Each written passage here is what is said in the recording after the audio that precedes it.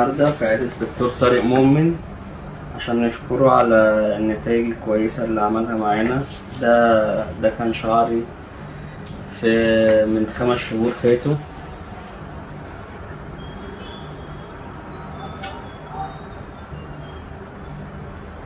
كانت الأماكن دي فاضية زي ما موجود معاك في الفيديو هنا.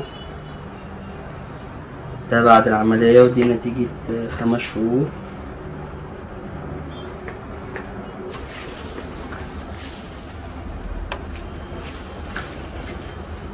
زي ما احنا شايفين منطقة الاقتطاف هنا ما اتأثرتش، ولسه الكثافة هتزيد معانا ان شاء الله. وادي خط اللاين الامامي.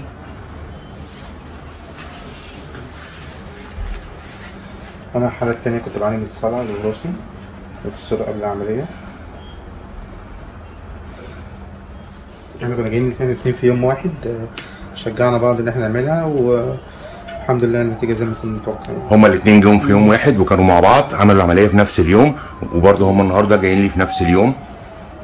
كنا قلقانين طبعا من العملية ومن النتائج ان هي تطلع مش كويسة وكده، بس الحمد لله يعني الفريق هنا كان كويس جدا، والدكتور كان كويس جدا في العملية، والنتيجة هي باينة من الشهر الأول لغاية دلوقتي. النتيجة يعني الحمد لله نتيجة مرضية يعني بالنسبة لنا احنا الاتنين.